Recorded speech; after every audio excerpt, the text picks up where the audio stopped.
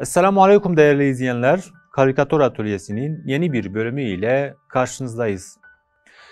İnsanlık tarihine kara bir leke olarak geçen, Hiroşima ve Nagasaki'den sonra en vahşi katliam olarak anılan, önce insanların daha sonra insanlığın öldüğü Halepçe katliamını ele alacağız. Elma kokulu katliamı bakalım resmimize nasıl yansıtmışız? Sizler de ekranları başında yine bizlere eşlik edebilir ve çizdiklerinizi bizlere gönderebilirsiniz. Hazırsanız başlıyoruz.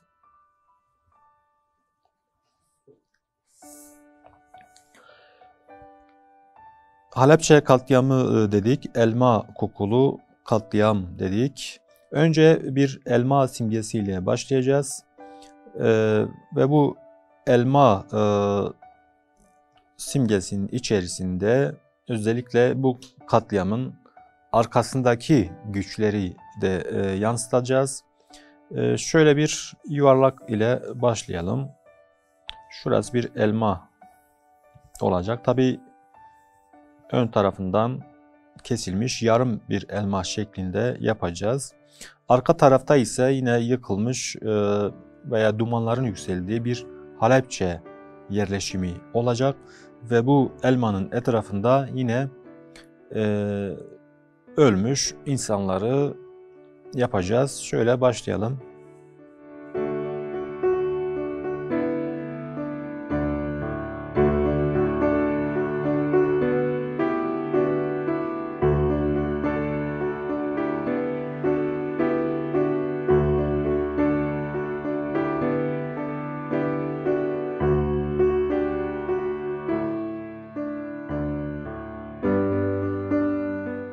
Şöyle yarım elma şeklinde.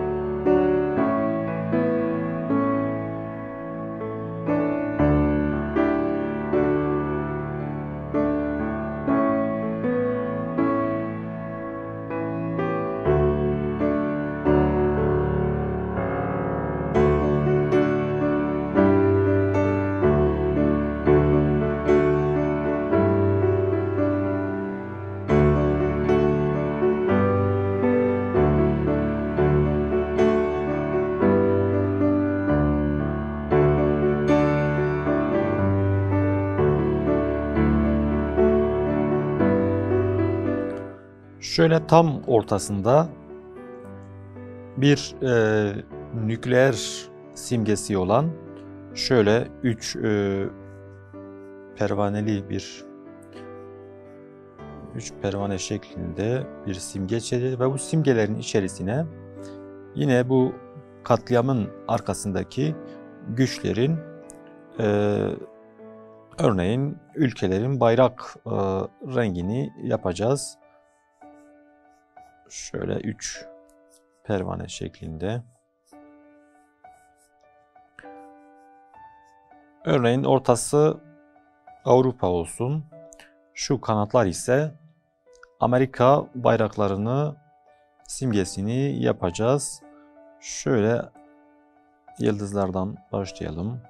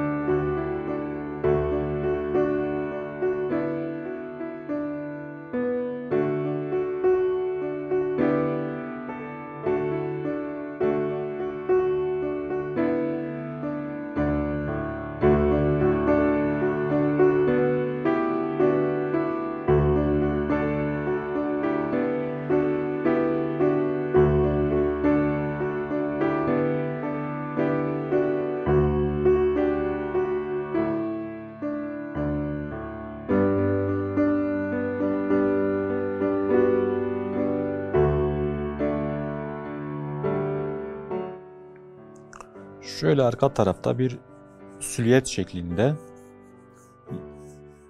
bir Halepçe şehri olsun. Şöyle belli belirsiz bir süliyet şeklinde. Örneğin yıkılmış evler, dumanların yükseldiği evler olabilir. Şöyle yapalım.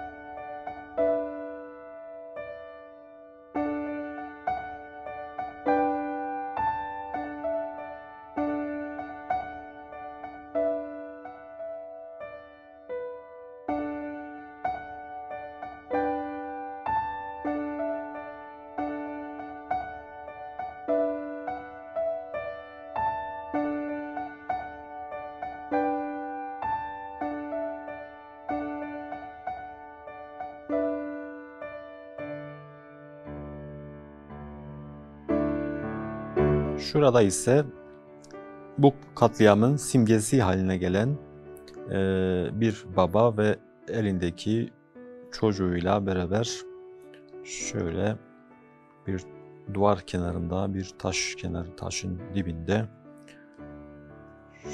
katledilmiş, zehirlenmiş bir şekilde elinde çocuğunu kavramış bir şekilde simge haline gelmiş. Şöyle onu da yapalım. Şu şekilde.